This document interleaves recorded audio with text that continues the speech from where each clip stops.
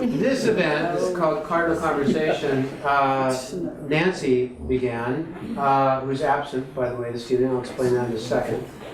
And it really is the concept is actually rather Victorian. This is a salon.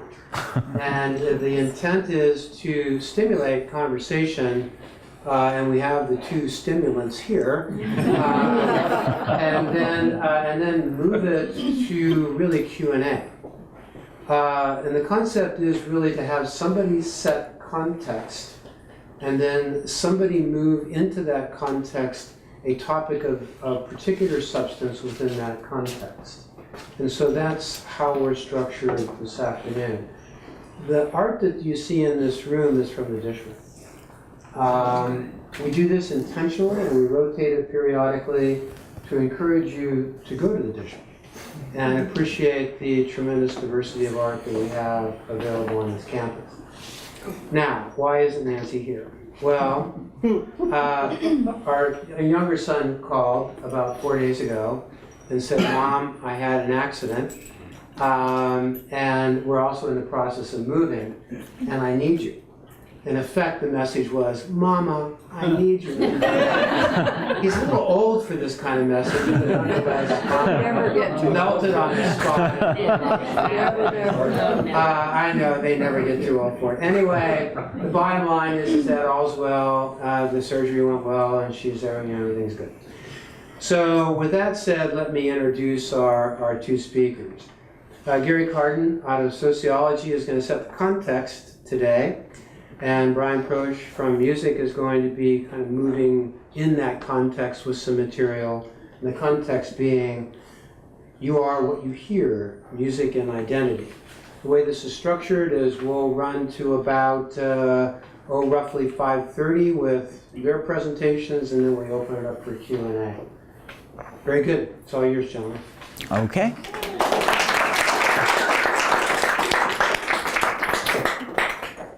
Okay, so I'm going to go ahead and start, and one of the things that I'm going to be doing is I'm going to be talking about culture in general, culture as a language, culture as an industry. I'm going to be also talking a little bit about J. Philip Sousa and setting the context for Bryan to take up. I want to start actually with the Frankfurt School, particularly with Horkheimer and Adorno with their dialectics of the Enlightenment that starts questioning this notion of modernity and rationality in culture. And ultimately, though, the culture industry is something I think at this point is undeniable as something that does exist. While at the same point in time, though, Horkheimer and Adorno were fairly elitist. And you could see that clearly in the writings, particularly Adorno's writings. They end up looking down at the pop culture of their day, particularly jazz, which ironically has moved up to high culture at this point in time, which I'll be touching on in a moment. And then also another member of the Frankfurt School, Walter Benjamin, and his article on art in the age of mass production. And the mass production of art, ultimately what he argues is that mechanical reproduction is something that's now common, that all things go through some kind of form of mechanical reproduction at this point in time, at the time he was writing. And so there's pros and cons to this. On one hand, Benjamin argued that it democratizes art, it democratizes culture, so that more people who would otherwise not have access to high culture venues can end up consuming a variety of cultures. And he ends with a really interesting observation. It's important to know Benjamin actually died trying to escape Nazi Germany. And he ends the article with this observation: communism turns art into politics. Like if you were to look at Russia, you would end up seeing the Workers United kind of art and that sort of thing. On the other hand, fascism turns politics into art. And so in this sense, then, fascism ends up turning politics into a show or a form of theater that does not have a strong sense of authenticity behind it. Now, music is certainly undeniably a marker for identity, but we now live in a virtual culture as well as a material culture, and where people are cultural omnivores. If we're speaking nationally, people end up consuming a wide range of culture, different types of culture through downloads, YouTube, etc., etc. And when looking into national trends, music by itself can never encapsulate a single person's cultural identity in toto. So music is only one part of the identity. Now, culture is a language that can be critically read through a variety of methodologies. But I'm going to go with what I know, which I'm going to go with semiotic deconstruction. Any sign or symbol can ultimately be broken down into two basic parts: the signified and the signifier. The signified being the object, the signifier being the meaning attached to the object. But with virtual culture, the signified is excised, leading to a pastiche and an anachronistic approach to cultural consumption, where different parts of culture are pulled out of their historical concept or context, and it can be mashed together completely without regard to historical period or context.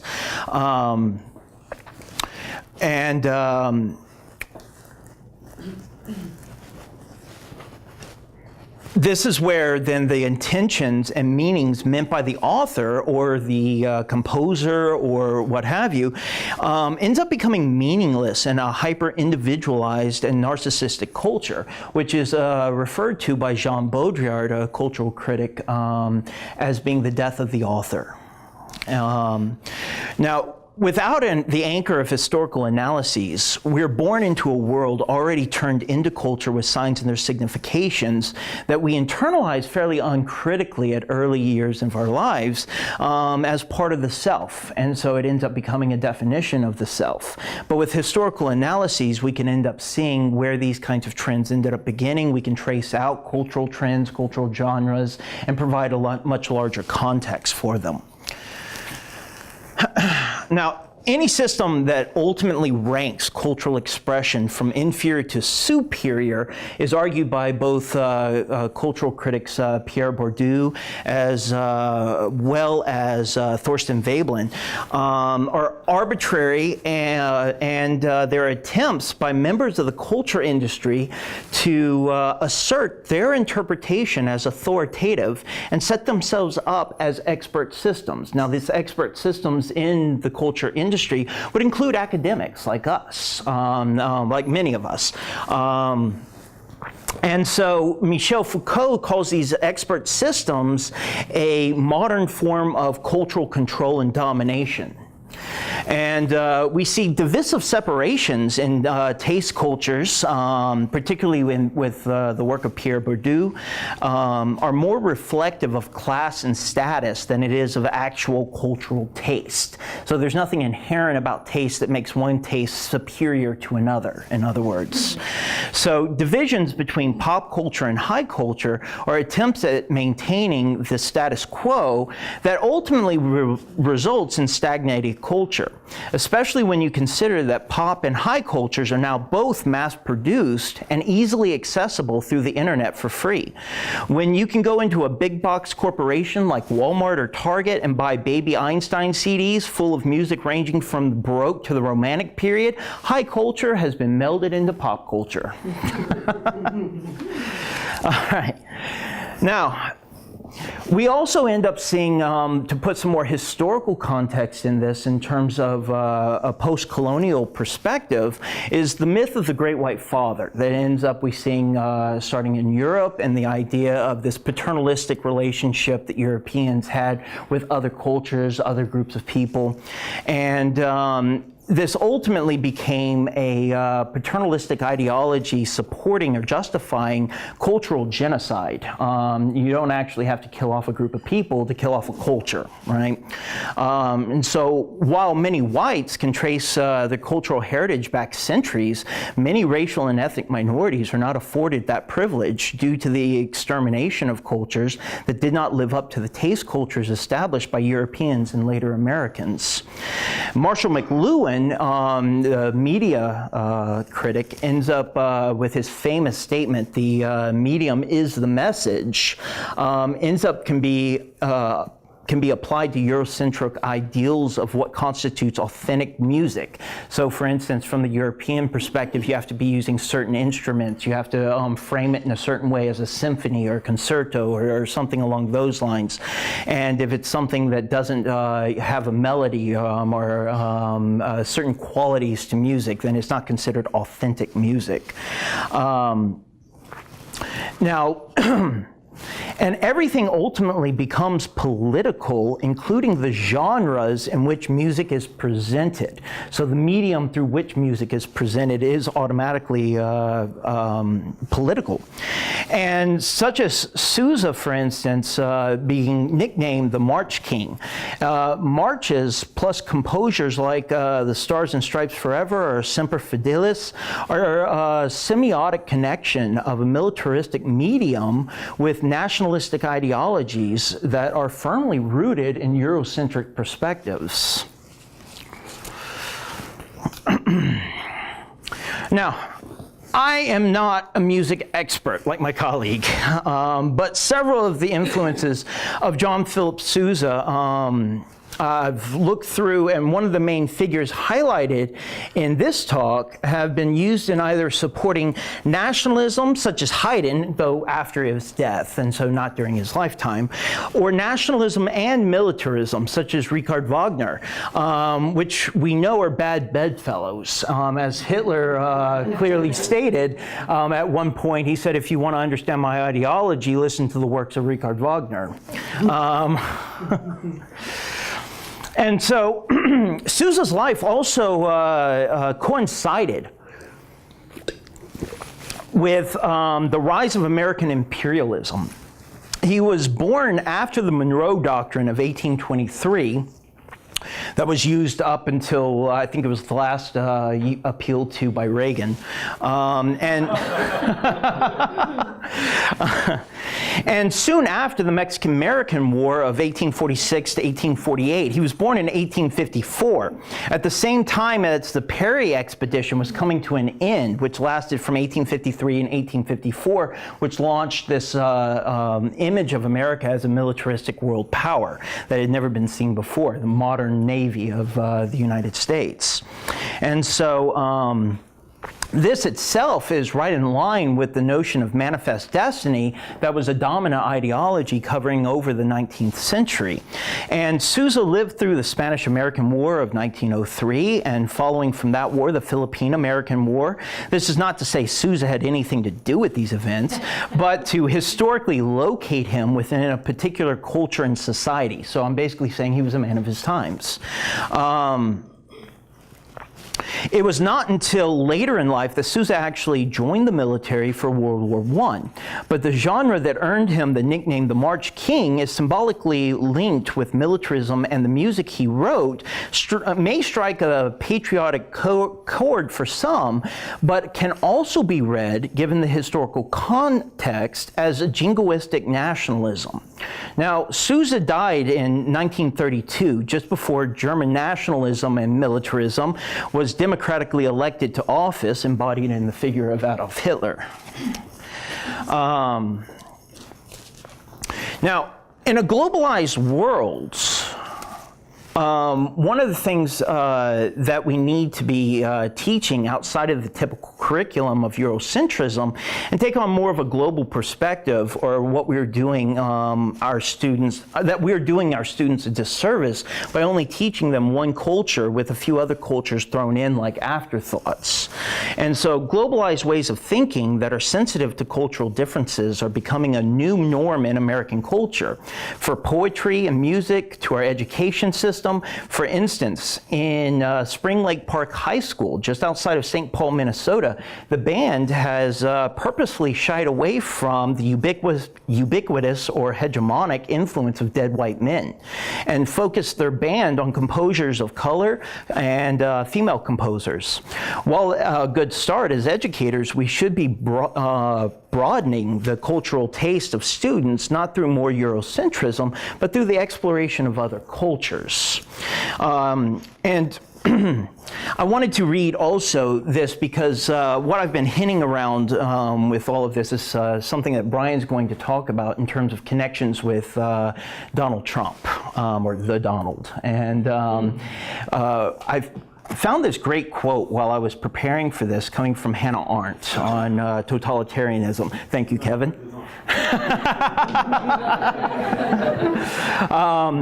And this ends up summing up very well, I think, the idea that I'm trying to get at with the talks about fascism, totalitarianism, things like that. And Hannah Arendt writes, "Only the mob and the elite can be attracted by the momentum of totalitarianism itself. The masses have to be won by propaganda. Under conditions of constitutional government and freedom of opinion, totalitarian movements struggling for power can use terror to a limited extent only and share with other parties the necessity of winning adherents and of appearing plausible to a public, which is not yet rigorously isolated from all other sources of information." So we don't all have to buy into the alternative facts. So,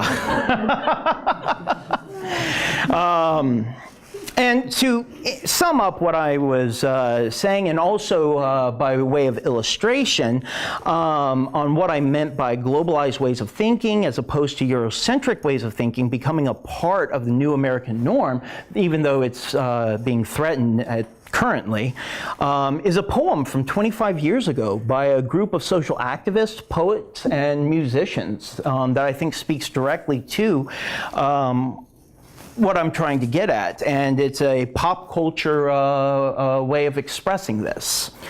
And it's called Take the Power Back by Brad Wilk, Tom Morello, Zach De La Rocha, and Tim Commerfeld. And the poem goes, "Yeah, the movement's in motion with mass militant poetry. Now check this out.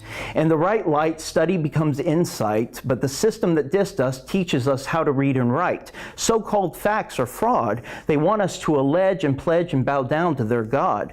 Lost the culture lost. Spun our minds, and through time, ignorance have taken over. Yo, we got to take the power back. Raise up your ear, I'll drop the style and clear. It's the beats and the lyrics they fear. The rage is relentless. We need a movement with a quickness. You are the witness of change, and to counteract, we got to take the power back. The present curriculum, I put my fist in them. Eurocentric, every last one of them. See right through the red, white, and blue disguise. With lecture, I puncture the structure of lies. Installed in our minds and attempting to hold us back, we've got to take it back, because holes in our spirits causing tears and fears, one-sided stories for years and years and years. I'm inferior? Who's inferior? Yeah, we need to check the interior of a system that cares about only one culture, and that is why we got to take the power back. The teacher stands in front of the class, but the lesson plan he can't recall. The student's eyes don't perceive the lies bouncing off every wall. His composure is well kept. I guess he fears playing the fool. The complacent students sit and listen to some of that he learned in school. Europe ain't my rope to swing on, can't learn a thing from it, yet we hang from it, to expose and close the doors on those who try to strangle and mangle the truth, because the circle of hatred continues unless we react. We got to take the power back.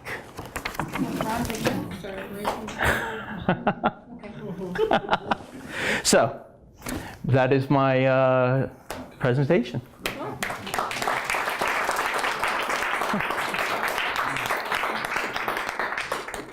All right, he kind of stole my Trump thunder. I was going to really just cut the intellectual content out. I didn't get into the details like you do.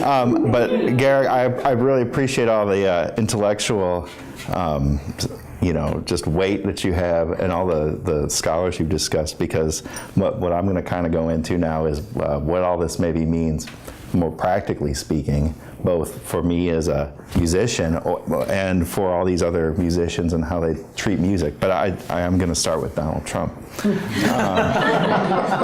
And of course the issue then is music and identity, and how does music shape one's perception of oneself or others' perception of oneself, or how can you put an image onto other people via music. And politicians, of course, know all about this. Music and politics have gone hand in hand, and most of us are of a certain age. We remember Bill Clinton standing up there with a saxophone pretending he was Kenny G. We're all too young, fortunately, to remember Tippecanoe and Tyler too, which, by the way, is a terrible song. It's the worst. But we all at least know the rhyme, and that was for William Henry Harrison in 1840. I am not old enough, thankfully, to remember Frank Sinatra singing High Hopes for JFK in the 60s, but if you are, I won't judge you for it. One difference, though, is now, as Garrick had mentioned, all of this is canned and mechanized. So we're not talking about Frank Sinatra singing live for JFK or people gathering around the campfire to sing Tippecanoe and Tyler too. Now we're talking about politicians playing music, canned music for their rallies. And Donald Trump, of course, was the one that really fascinated me a lot, because in May 2016 he started playing the Rolling Stones. You can't always get what you want. And brilliant choice. Great. No, it was. I will argue that this is a great choice. Mick Jagger, of course, did not like this, and it seems as though the Republicans are always the ones getting in trouble. But Mick Jagger complained and actually wrote a cease and desist letter to the man. Trump responded when asked, quote, we use so many songs. We have the rights to use them. I always buy the rights. 2 months later, the campaign was still using the song. And then Mick Jagger said, well, I can't stop him. And this is the brilliant, Trump to me is the first politician that says, no, I'm going to use the song anyway, regardless. Trump also got an earful from Neil Young for using Rocket in the Free World. Young's Canadian, so who really cares? And it was a vocal Bernie Sanders supporter. And then Trump was asked about this, and what did he say? Quote, all of a sudden I get like this thing, Neil Young protests Trump. Of course, in all fairness, he's super liberal. I'm the exact opposite. This guy's calling me all the time. He loves me. And then all of a sudden this happens. Like, it's amazing. Tough business, unquote. I've been really working on my Trump. One thing to keep in mind here, licensing under copyright law, once you've licensed a song to one person, anyone can pay for it. So he's well within his legal rights to use these songs because he had paid the rights for it. The Beatles are the perfect counterexample. They never sold their rights, and so when you hear someone singing a Beatles song in Target, it's not the Beatles because they never sold it, so Target can never use it. So to me, the difference is that Trump decides, no, I'm going to use these anyway. And so then this brings me maybe my first point as music as a marker of identity, is that Trump actually fundamentally understands the situation. He uses music to set a tone, and it doesn't really matter what Mick Jagger thinks about it beyond that. That is, he has seen musical identity as depending wholly on the person using the music, and virtually not at all on the person who actually originally made the music or composed the music. That is, the initial semiotic meaning, irrelevant. What I am using it for matters. And the reason that the Rolling Stones song is such a great choice is because the refrain, you can't always get what you want, you get what you need, which is exactly what Trump was campaigning on. And does it matter that the Rolling Stones are British? No. Does it matter that Mick Jagger doesn't like Donald Trump? No. The fact is that it speaks and it projects an image, and part of that's the Rolling Stones being the bad boy to the Beatles, good boy, and the working classness of the Rolling Stones compared to the Beatles, sort of higher breeding. So the point then is that Trump is projecting an image to say, this is how you will hear me, and that is who I am. Now, the next point that I would say, we're not all politicians, are we? Or are we all politicians when it comes to music? When I teach world music, one of the things that I ask the music majors to do is to tell me, who are you musically speaking? That is, define your musical identity. And unfortunately, and I'm sorry to say some of those students are in the room right now, they typically respond with, oh, I like country music, or I like praise band music, or I like hip hop. And that depends on their race, partly depends on their gender, but that's all they really have when it comes to identity. And this is a fundamentally shallow understanding of musical identity to me. They're a little too generic, they're a little too canned, they're a little too mechanical. And so what I would say, going out from this room when we're finished, is that you need to think about your musical identity as being something that is actually unique to you, who you are and who you aspire to be. Don't sell out and say, well, Big Mac is good enough. At least opt for the Five Guys in your musical identity. It's no different than the way that Target markets themselves as better than Walmart. You go, well, it's a little higher class. And when you get to class, they're really just it's the same crap. Okay. Although you pay 50 cents more for the little red shopping cart. Okay. So musically speaking, then you have to think about the same thing. Now, how do people form a musical identity? The case of Joseph Haydn, my first book, which discusses how Haydn kind of made a roaring comeback in the 20th century 100 years after he was dead. Now, for those of you that don't know, Haydn dies in 1809. When he dies, he's the most famous composer that's ever lived. And his music quickly becomes sort of this easy to attack, boring, I don't like this, Beethoven's better. The Simpsons example is when Mozart dies and Beethoven comes along. Ha ha ha ha! Is the laugh that Nelson as Beethoven makes. And throughout the 19th century, Haydn really, his reputation just gets bashed. Jolly old fellow. He wore a wig. He's the ancien regime. Man, no one really cares. But think about Beethoven, and his hair is crazy, and he's an artist, and he's angry and difficult to get along with. Haydn's the opposite of all those. And then in the 20th century, starting 1900s, somewhere in there, suddenly people start caring about Haydn again. And then the question that always interests me, and then what the book is about, is, first of all, why did people stop caring? But then especially, why did people start caring again? Music historians like to think, oh, well, we taught Haydn just right, and all of a sudden people care about Haydn again. By golly, he's the best.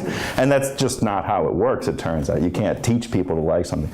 What happens is people, composers, scholars, performers, found something in Haydn's music that they could use for their own musical identity purposes.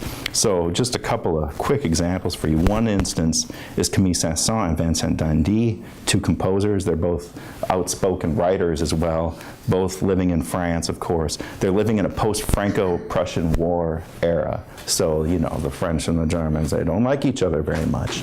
And one of the problems with Haydn for the Germans is that they don't like Haydn. And the French then, well, if the French don't have a musical history, they can't pull from, oh, well, we like Bach, but he's German. Well, Josquin, Italian. Well, Couperin. Well, he is French, but he's Couperin. and then they say, well, Beethoven. Well, he was born in the Netherlands. Well, that's not France. And then, well, Haydn. Well, yeah, well, let's go with Haydn. Well, he's Austrian. He speaks German. He never even went to France. But the Germans hate him. They think he's boring. And so that's where they come in, and they start writing these compositions that are written on the soggetto cavato Haydn, and there's this whole scheme. And then suddenly the French like Haydn. He becomes this basis of a tradition that never existed in the first place. Something a little closer to home for Haydn is Heinrich Schenker, living in Vienna, living in a post-World War I Vienna with hyperinflation. And what he decided he needed to do, and I'm proud to say that this was in the book in 2015 before Trump ever came along, but he basically wanted to make Austria great again. Austria, of course, well, in musical terms, Austria had been crippled in the same way by the Treaty of Saint-Germain as the Treaty of Versailles had done to Germany. They suffered the same hyperinflation. They had the same problems with composers leaving Vienna for America. So Heinrich Schenker then, who's a staunch traditionalist, and typically we think of him as being a huge fan of Bach and Beethoven. Suddenly, when hyperinflation is at its worst, I can't remember the exact year, 1919 or 20 or something, he actually starts saying, we need to go back to Haydn. He says, it was a delusion when past generations imagined that they had penetrated Haydn's essence and profundity. And again, it's a delusion to believe that each generation approaches such a genius in its own manner and that the true knowledge results only from the sum total of these varying views. Futile, too, is the call too often heard today back to Haydn, to Mozart and Beethoven, for to which Haydn? To the Haydn that's not understood? And then he goes on, blah, blah, blah. No, it should actually be forward to Haydn. But there's one true path to synthesis. The true belongs to the human spirit. And I issue a call. The fathers are true. On to the fathers, to Father Haydn. So the moniker Papa Haydn had been bad. Oh, well, he's just a little, he's the senile little grandpa. Now becomes the father. We want to go back to when Austria was a world power. And the way that we can do that, musically speaking, is by borrowing that music from an era that, in a post-Napoleonic world, would have been considered a little too passé. Now, keep in mind, none of this has anything to do with Haydn at all, because Haydn's dead and rotting, and it's just a matter. It has nothing to do with his music. He lived to see Napoleon enter Vienna, but that's about it.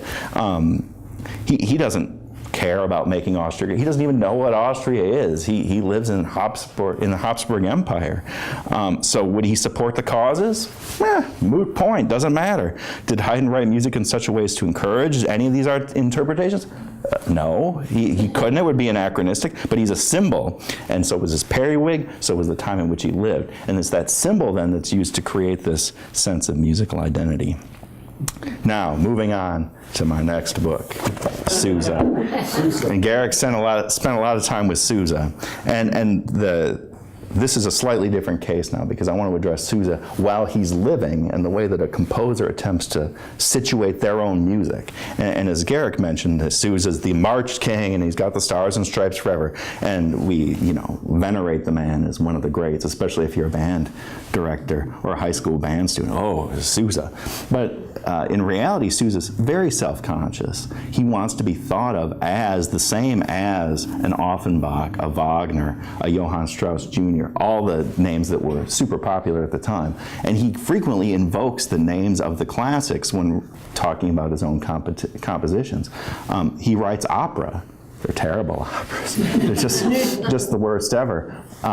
He starts out as a theater director. He's a violinist. He doesn't even play any of the instruments in the marching band. And then all of a sudden, he's John Philip Sousa, the March King, and he's touring twice a year. He's basically on the road more than he is at home, getting these huge audiences. And he's nevertheless very self-conscious, because he wants to be perceived as Sousa in marble letters and a big bust sitting in the concert hall.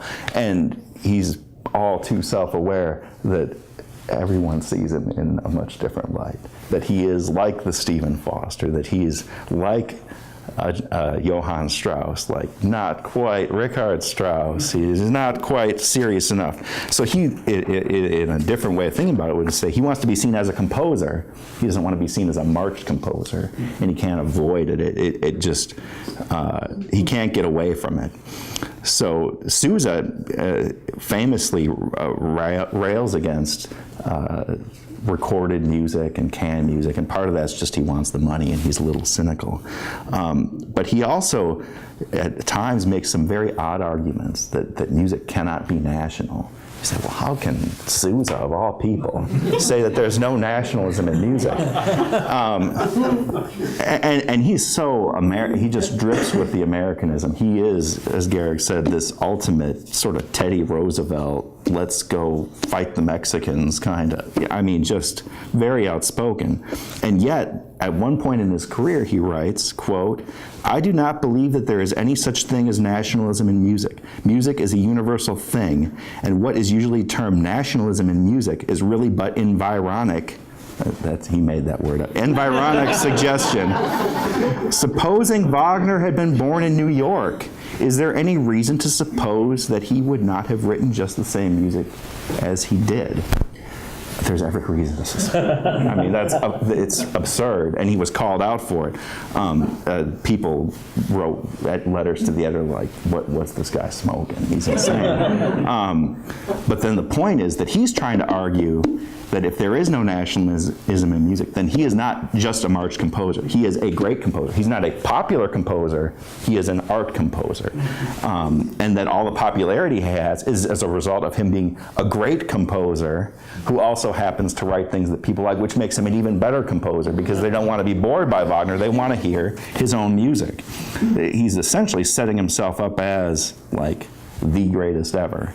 He's a little egotistical, but that's what he's going for. In 1911, he's asked to write a march in favor of women's suffrage, and he's surprisingly liberal on social issues, believes women should have the vote, is against blue laws restricting alcohol sales and the like. Very liberal on social issues. And he decides he's not going to write a women's suffrage march. He says, quote, "As women have controlled me ever since I was a baby boy, and I haven't got the worst of it, I can't understand why they shouldn't control the rest of the world." Yeah, you go. He tells you what he thinks. "It occurred to me that a proper composer to write militant music for the women's movement should be a woman, and there are a number of excellent women composers in the world, among them Mademoiselle Chaminade, H.H. Beach, Edith Smith," which is Ethel Smith, but he Americanized it. "I should say a composition from the pens of one of these women composers would excite a greater interest than one written by me, a mere man." And in fact, at least two of those three did write marches in favor of women's suffrage. But in essence, Sousa clearly recognizes the significance of identity then. The messenger matters, he argues. He doesn't want to be seen as pandering or preaching. Oh, Sousa, he's just trying to make a buck off of women here. He wants the right person to write the right type of music in that sense. So he has a fundamental understanding of music and identity, even as he misinterprets certain aspects of it. Now, was Sousa ultimately successful in being perceived as a serious composer? No, he was not. Again, unless you're a high school band director, and this is Texas, we don't sit down and analyze secondary dominance in Sousa. How does he play with form and all that? That's not to say it's not great music, and I enjoy playing it. And it is great music for what it is, but you're not going to put him up on the same pedestal. Unless we're going to break down all barriers between high and low art, which is exactly what Sousa wants you to do. Yeah, no, well, nowadays, we study rock and roll right alongside. So the irony is maybe the story's not done, and that Sousa will win in the long term. He does have a couple pages now in the music history textbook I teach out of, and if you go back 4 editions, there's no mention of marches whatsoever. So he's making inroads. One final thing to keep in mind with Sousa: all of this is 100% out of his control. He can't influence the public reception. As much as he speaks out about things, he can't change people's attitudes. He tries and fails. So in a sense, we would think, well, Sousa as a composer would have a say in how people hear his music, and it turns out that he doesn't really have a say at all. In the same way as Mick Jagger has no say when Donald Trump plays his music. Now, let's talk about me, since we're going to be egotistical. And what I would like you to think about a little bit is how, and many of us in here are actual performing musicians. The question is how you as a musician, as a professional musician, how can you either overtly or covertly shape musical identity when playing pieces of music? Like, that is, can you be a sneaky guy and try to influence the way people see themselves simply by what you play? Now, for those of you that don't know me, I'm Lutheran. And as we know from Clint Eastwood and Gran Torino, everybody blames the Lutherans. And I spent 13 years in parochial Lutheran grade school and high school, so I had the full Monty, all the guilt. Garrison Keillor, I mean, I understand the parts of Garrison Keillor that you do not. Now, one of my earliest memories, musical memories, in fact, is standing in church in kindergarten or first grade and competing with the other kids sitting next to me from my class. We were singing in church that day, competing who could go the furthest through the liturgy and the hymns without pulling out the hymnal. This was, and I can remember seeing the hymnal before I could even read and being forced to, I followed the lines, line 1 of each verse, line 2 of each verse.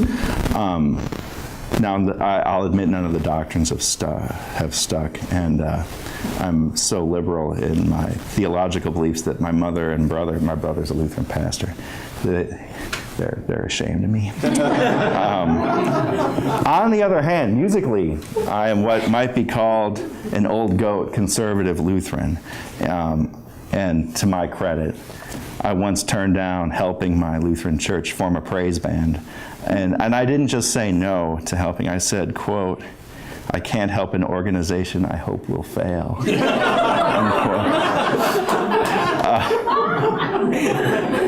Now, I only started playing organ 7 years ago out of a sense of Lutheran guilt, because I said, you know, I was playing Guitar Hero on the Wii. And I said, you know, Bryan, you got a damn PhD in music, and you're playing a fake guitar for a video. Why don't you do something with your life? And this is the Lutheran guilt. And by the way, you hate the organist at your church because she sucks. It's like, fine. And I turned to Carrie and said, I'm going to take organ lessons. And she's like, don't ask questions. Now, the Lutheran musical tradition goes back all the way to 1517, 500 years, and I'm super excited about it. And keep in mind that music in the Lutheran Church was partly designed to teach doctrine, literally to indoctrinate via music. And so music has always had a very special role in the Lutheran Church for identifying who we are, especially as distinct from the Catholics. Think of Luther's famous hymn, Erhält uns Herr bei deinem Wort und steuer das Papst in Turk and Mort. Lord, keep us steadfast in thy work, restrain the murdering Pope and Turk. They changed that after World War II. I don't know why. Now, of course, tradition evolves, and there are some old goat Lutherans out there. J.S. Bach, I've always seen him as kind of being like Tevye the Dairyman and Fiddler on the Roof, tradition. And Bach was very conservative, it turns out. He was reviving hymns that Lutherans hadn't sung for a century. And so I kind of channeled J.S. Bach. And to the extent that I play out of a hymnal published in 1941, it was actually compiled in 1899. And the congregation doesn't even know it. They came out with a new hymnal 4 years ago, and I'll play the crappy new hymnal. But if it's an old hymn, I'll play it out of the old hymnal. They don't read music anyway, so what difference? One of the issues to keep in mind is that this is Texas. This is the South.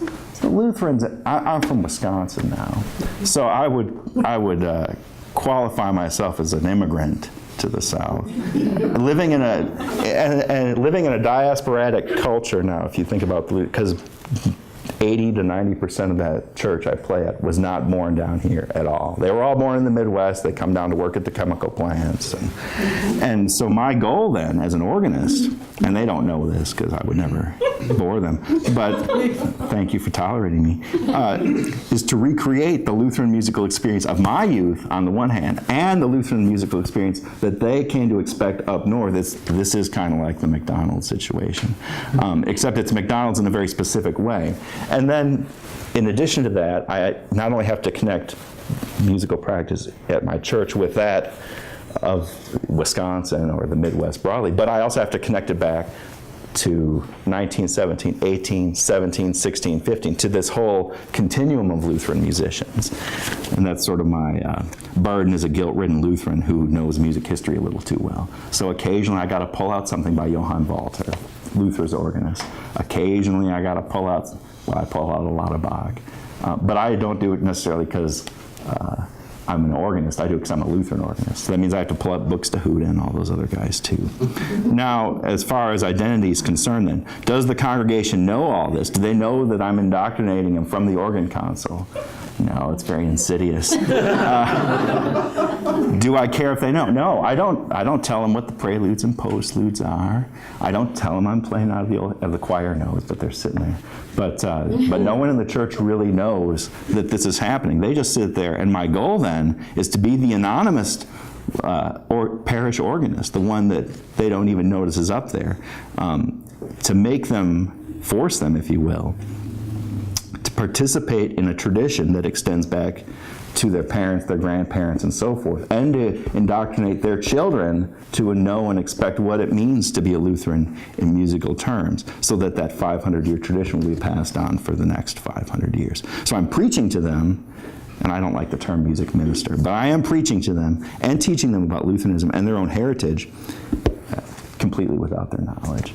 So I would encourage you then to do the same, to convert people without them even know you've done it. It turns out organists are sneaky people. All right, well, I've reached the end of my time, so I'm going to call it quits.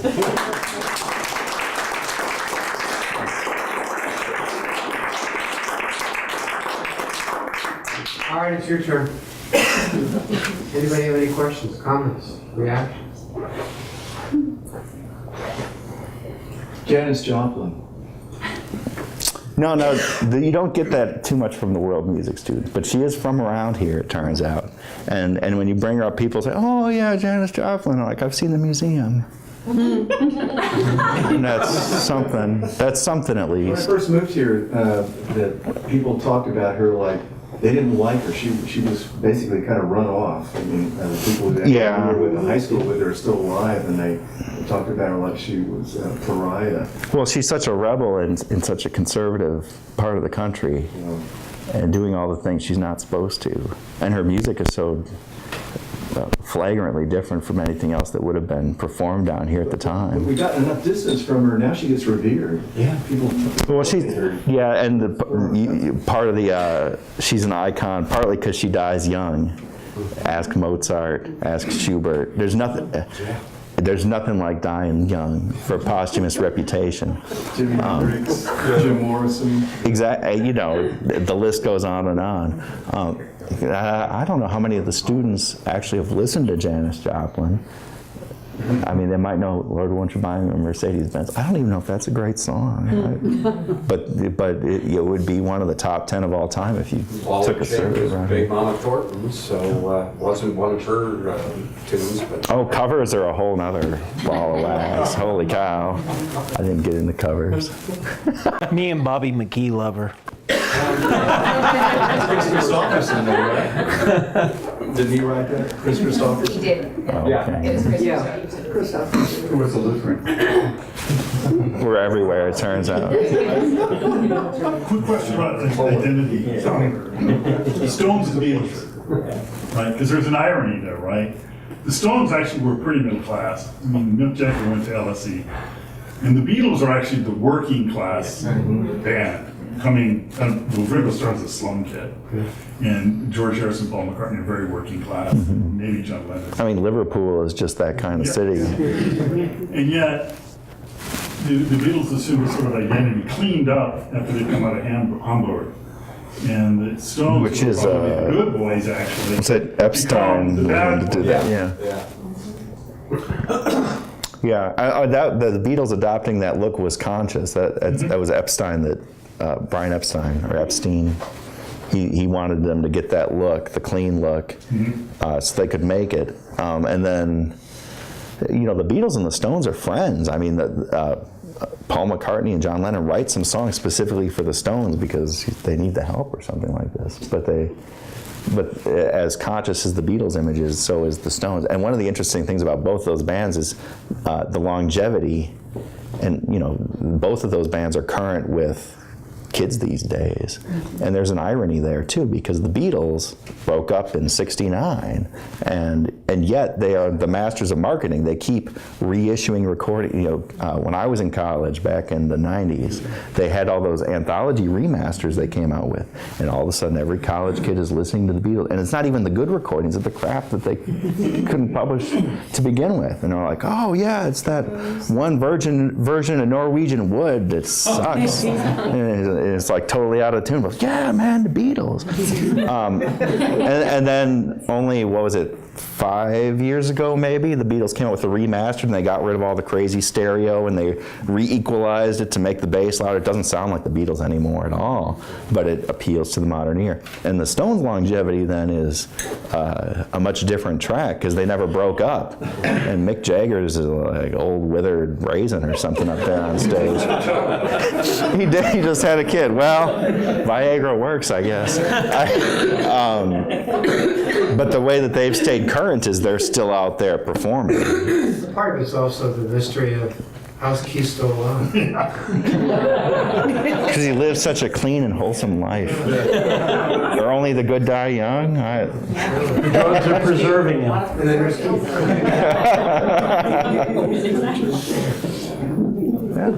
Any outside thoughts that you'd like to share about the Nobel Prize Committee selecting Bob Dylan? Oh, they look at each other. No, I've been hogging all the questions. I thought it was a great, interesting choice. There's a whole high-low culture thing going on there. There's the whole, is Dylan a poet or a musician, or what's the border between those?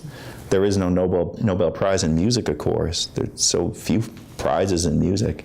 And so to me, that was a good choice. I thought it was,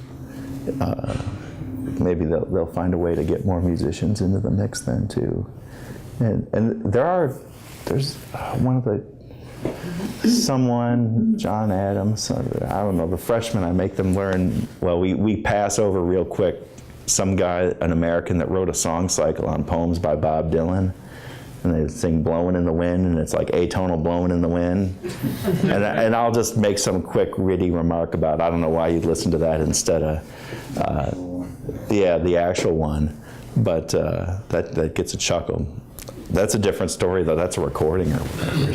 I would agree with Bryan because of the social awareness that Bob Dylan brought through his poetry, through his lyrics, his songs. And so for me, the social message is much more important than the music that's being played. Yeah. I have a question for both of you, actually. We started off, we were talking about the white Eurocentric perspective on music invading and becoming a toxin on other cultures, and but in my mind, we ascribe an innocence to some of the other cultures as if they don't have an evolved. So if you take Hindustani music, they have a very highly evolved talas in which they've written everything down. And is it possible that their music now, if we look at our enrollment here at Lamar, and we look at the culture of second generation, let's say North Indian and students from certain regions coming here, is it possible that they're actually invading our space, the traditional white Eurocentric space, with their culture, and is it bleeding over into popular music? I would argue that one of the things we're seeing with globalization is also mass communication. And this process of globalization is something that began in the West. And so I wouldn't see them as invading our culture so much as we're co-opting their culture. That we end up taking it out of its own cultural context and then placing it within an Americanized context. And the globalization of culture and cultural leveling that occurs with that, I think goes hand in hand with your question, with what you're talking about. So will Sousa make it over to Mumbai? Well, I don't know. I would say I think it is a two-way street. I think there's there's ample instances of, just appropriation. That time that George Harrison decided to play sitar, he was bad. Norwegian wood. But in the last 20 years, the internet age, I think there is evidence of it being a two-way street, and I pose that to the students as a question in world music often. Is there like a world music? Is that just American music that's been, it has a little sitar added to it? And in some cases, there is an element of pollution that's West African music that's been influenced. Oftentimes that collaboration leads to interesting new sounds, on the other hand. And there can be some, and when I said it's a two-way street, the example I was thinking of is French hip-hop. And PR ran a story on this about a year ago, and I had the students in world music listen to that segment. They talk about how in the predominantly Muslim suburbs of Paris, there are a number of hip-hop musicians who are immigrants, and they're singing in whatever their native language is, Arabic or whatever have you, and they are using the exact American language of hip-hop that you would hear in a normal, chopped and screwed in Houston kind of thing. And then the really interesting part of that is there's this, the subtext is a group of marginalized people fighting the power, if you will. And that's exactly the lyrics that they're singing about being Muslim in France are surprisingly and remarkably similar to the lyrics that you would hear about African Americans in the United States. One thing I would add to that is I disagree a bit with Bryan about being a two-way street, because I think there's a clear ranking in terms of global power, in terms of which nations have the most power and have the most influence over other nations. And so it may be a two-way street in the sense that we're getting some influences from other cultures, but we get to pick and choose, where all of those other cultures don't get to pick and choose. They get what we provide for them. Yeah. Do you think even in the internet age that it's not a more symbiotic relationship now? The internet itself is, when I go back to the medium is the message, was a product of the military-industrial complex back in the 60s. And so, the internet itself as a medium is inherently American. But now everybody's got the smartphone, and you go to any little village anywhere, right? Mm-hmm. So they're uploading what they're, I guess that's what I'm wondering, is it changed at all, the dynamic? But we're not reading what they're uploading. That's the thing, is that we get to pick and choose. They don't. I'm sorry, I come from Africa. Yeah. And the people there definitely have an opportunity to pick and choose what they want to listen to. They're not just listening to American culture or music, and they definitely have their own music, and they develop it, and they're incredibly proud of it. So, yes, they might use influences from other countries, but to think that they just helpless victims of the West is rather... Oh, I didn't mean them as helpless victims of the West. That's, I'm sorry if I gave off that impression. Can I ask, where in Africa are you from? South Africa. South Africa. South Africa is different because of its direct relationship with England. And so it's part of the Anglophone societies that we would include, because when we talk about the West, we're really talking about Anglophone societies. And so I think South Africa would fit within the broader scope of what I'm talking about.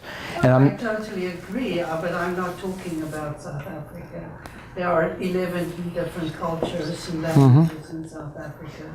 They're all very distinct, and they are very culturally developed. And yes, they take from the Eurocentric side what they want and reject the rest. So, it's just not, they're just not, it's not that kind of, it's not true that they just absorb everything and they're helpless and they can't make a choice. I would say that it's, again, this question of power, and they may be making a choice, and I certainly wouldn't argue that they were cultural dupes. I wouldn't say that about anyone. I agree with you that they are agents in terms of culture, but there's only a set selection of culture to pick from. And if you're going to go outside of your own, if you're going to join mainstream, then that also means consuming a lot of Western culture in general. Is what That it could be just because we're not savvy enough to a number of those borrowings, though. You know, if we were to sit down and be insiders, say in South African musical culture, it's entirely possible we could hear Indian influences on there, or non-sub-Saharan African that's not American influences on there. I wonder what you think about K-pop, because K-pop to me is a kind of a weird thing in that it's so obviously influenced by American music, and yet it's not American popular music. Yeah, diffusion. And yet it has made it over here now. It's come full circle. Yeah, I guess. Well, it's Gangnam Style for everyone. It's part of what can be commodified, and if there's a market for it, then yeah, we're going to end up seeing it over here, definitely. One of the other, to me, interesting things about music is that oftentimes something that could start as appropriation or start as some taboo cultural mix. Fortunately, it's never happened to the Lutherans. But is that oftentimes those have created some of the most interesting musical styles. Ragtime, Scott Joplin meets classical piano technique. Jazz, that weird milieu stew that was New Orleans that somehow created this thing. And jazz in its infancy is this, Adorno said, it's terrible, they've ruined music. And Sousa says all kinds of terrible things about jazz until, ironically, Leopold Stokowski converts him to like it. And he converts him by saying, in Europe they really like jazz, like there's composers over there using jazz. And then Sousa's like, There's another year. he legitimized, and then what does he do? Within 6 months, he's written his first jazz fantasy. Do you have any students who think a zydeco is their identity? Because that's typical from this region. Yeah, I don't get that too often. You guys like Zydeco back there? For me personally, my family is, on my mother's side, her grandpa was part of Louisiana and the Cajun side, and he actually only spoke like French. So a lot of my memories with my grandparents and great-grandparents when they were here was listening to Zydeco. You did not say that in world music.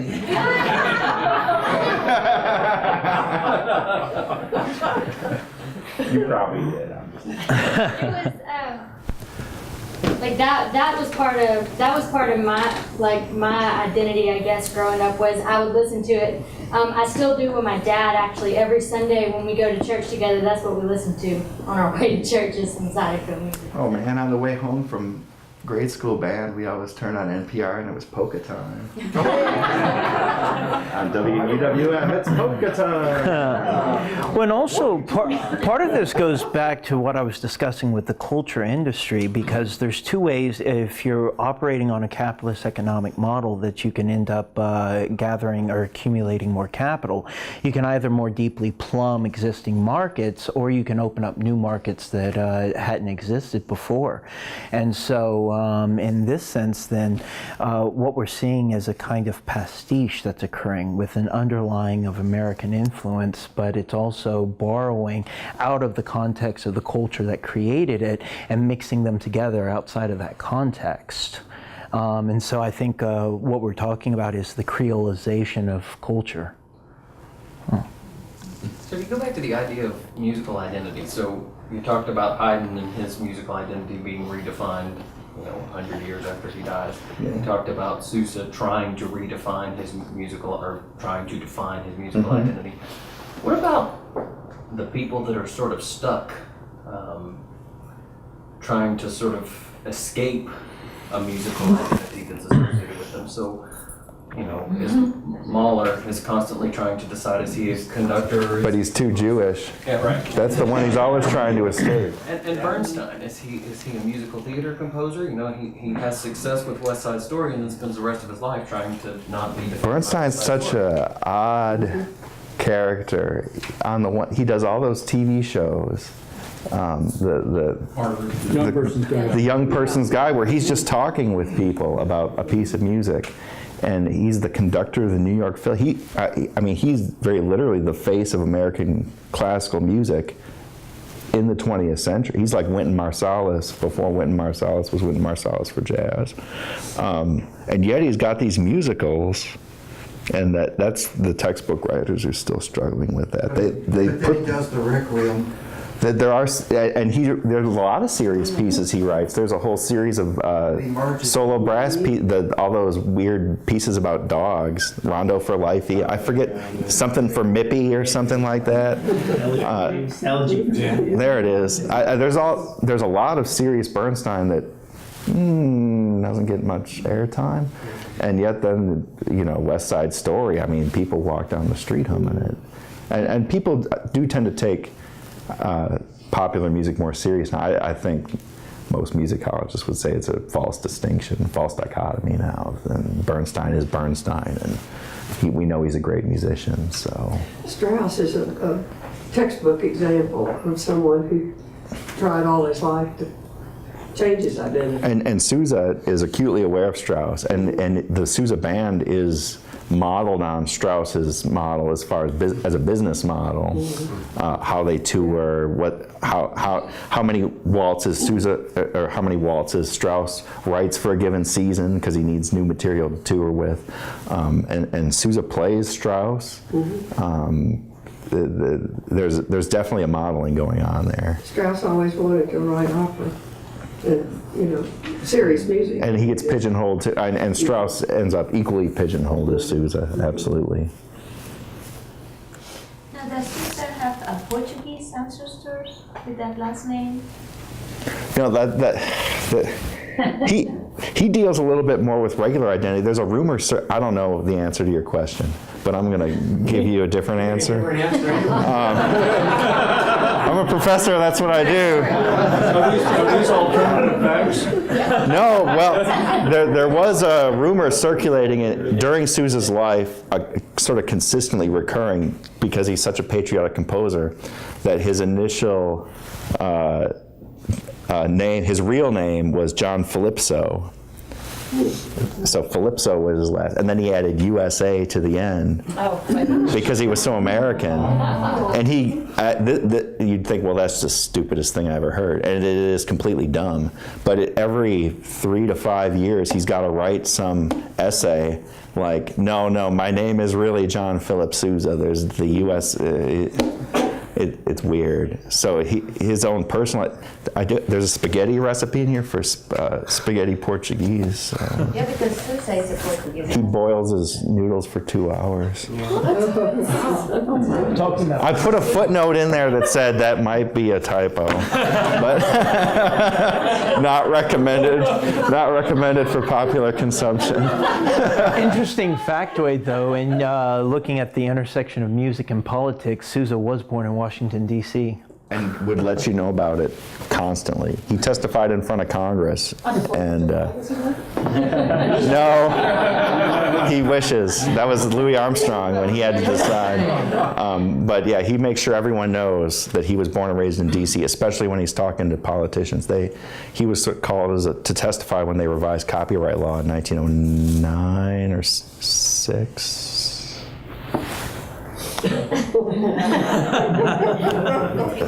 1906. I opened it up to the right page. And they're grilling about this, and he's basically denying everything. And then the last question one of the senators asks is, "Well, do you deny that you're a musical force of nature. And no, I can't deny that. But he makes sure everyone knows he is from D.C., so he's the ultimate insider in America. And as a historian of music, when did the Susa Martin band, when did it start to be played every 4th of July? Is there some kind of like a record of that? Because to me, a 4th of July is not a 4th of July without Susa. Well, that's true. He plays that in every concert, basically. And I don't know the answer as to when everyone else starts playing it. But there's just the marches have such a popularity that all the other bands just start playing it too. It becomes sort of this little inside tradition. But there's not a date, like in... No. The Esplanade concerts go back to, with Fiedler, go back to, I think, during the war or right before World War II, the Fiedler concerts on the Esplanade. Yeah, that would make sense because of the surge of nationalism. Yeah, during the war, it had to have been at least back as far as World War II. Well, I mean, it probably goes back to World War I. I mean, and Sousa is on Woodrow Wilson appoints a select committee to decide on the national anthem, and Sousa's put on that committee along with a bunch of other big names in music, whose names I can't remember at the moment. And one of America is proposed, the Star Spangled Banner. I could have talked, remember with Colin Kaepernick, we could have talked about the Star Spangled Banner and how did it end up the way it ended up. But Sousa's on the committee that picks the Star Spangled Banner. And Stars and Stripes Forever is one of the ones that's proposed. And Sousa, to his credit, consistently through his whole career says Stars and Stripes Forever should not be the national anthem because it's not as obviously patriotic as it should be. It doesn't have words, for instance. It's not singable. He wrote words, though, to the trio. Well, the original words, that trombone part, and he says that, he talked about, he composed it on the SS Teutonic when sailing back to England after, and he says his original thought for that exact line was death to the enemy. There's your militarism in music. Death to the enemy. And that did not make it in the official lyrics for that march, unfortunately. His presence on that committee begs the question, they thought the Star Spangled Banner was singable, obviously, when they picked it. But obviously... Oh, this would come from a vocalist, of course. I find it singable, but unfortunately... Sousa complained people couldn't sing anymore because of recorded music, and that people would row down the Potomac River and used to sing romantically to their lovers, and now they just turned on the phonograph. And it was degrading the human vocal cords. That was part of his testimony in front of Congress. That's an interesting alternative. And that goes back, the whole thing of identity and recorded music when you're talking about the Stones, and Paul McCartney being out there touring. It's well documented, all of that is manipulated and recorded. They're not singing anymore when they go on those concert tours, and they mix That's the Beatles' fault. They stopped, the famous misunderstanding in music history is that the Beatles stopped touring because Paul and John hate each other so much. Not true. The reason they stopped touring is because Revolver is not singing. They're going to play Tomorrow Never Knows on tour, and all that. It's inherently not performable in public, so they stopped touring. They're studio songs. They become a studio ensemble, starting with Revolver. You can't do Sgt. Pepper. They do so many weird things in all those albums afterwards, and then Let It Be, which of course Phil Spector just ruins, and then they reissue it naked, unedited, and then it's like, it does sound like they're standing on a rooftop, and then it's like, well, do I want Phil Spector or not? And I say no Phil Spector, with all due respect to Phil Spector. Going back to that idea of the push and pull between globalism culture and Eurocentric culture, and I was kind of reconciling what you two were saying. We have discussions about the same topic. We've talked, so. We talked about this. Do you think that somebody that's, trying to, push back from the globalistic standpoint would settle for, his Lutheran approach of kind of just subconsciously doing it, or is it always going to be an overt struggle? You asking that question of Bryan or me? No, Of me. So Let me make sure I understand what you're saying. Is hearkening back to Lutheran traditions? Well, I mean, he was describing how he's, trying to teach them from the organ. Right. I'm trying to keep it old, authentic. Right. And when I understand the loss of culture and the push and the pull between, I guess, the Eurocentric idea of being a teacher of music in the public schools and reconciling that to the culture that I actually teach in. So you can use music to make a statement for whatever you want to, but at the same time, he does it in like a covert way. Could a movement like yours ever settle for something like that? Well, I wouldn't call being part of a movement, more just talking about different theoretical perspectives on culture. But from the perspectives that I drew from, obviously you could kind of get a sense of my own ideology. But I would say hearkening back to the past would fall into a category of cultural recycling.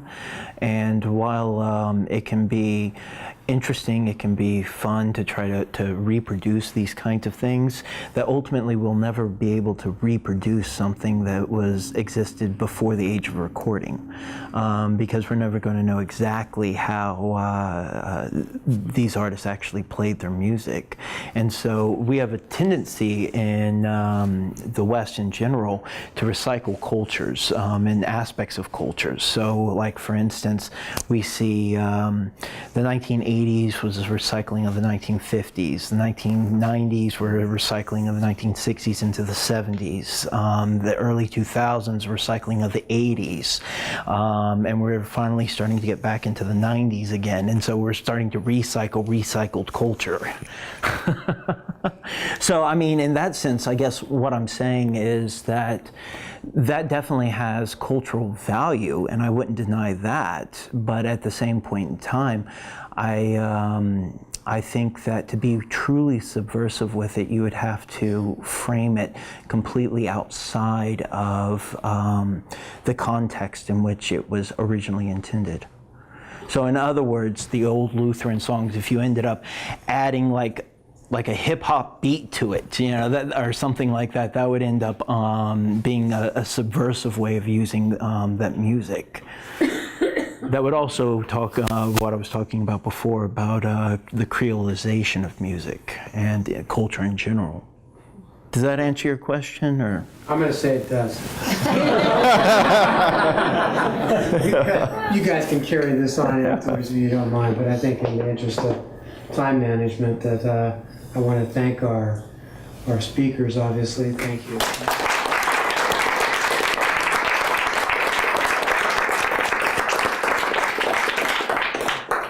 Garrick and Bryan, thank you so much for what you did in preparing for this. And Nancy has informed me that I'm supposed to give you these, so I think this one's for you, and this one's for you, just a token of our appreciation. Nice. Some of you may know that Nancy has an incredible passion for art. And she convinced me many, many years ago to go to a place called Ghost Ranch, which is a secular facility outside of Español in New Mexico. She couldn't get into the folk art part of it, so she convinced me to go to this program where they were talking about the new Presbyterian hymnal. It was the only class that was open that we could enroll in. And fortunately, we were around a variety of ministers who were on vacation, because they were the only ones who could have read Last Rites over me, because at that point I wish I was dead. I appreciate the issue of reviewing the old hymnals and determining what stays and what doesn't. It was, paint drying would have been a real plus at that point. So thank you both for your marvelous presentations, and thank you all. You yourself.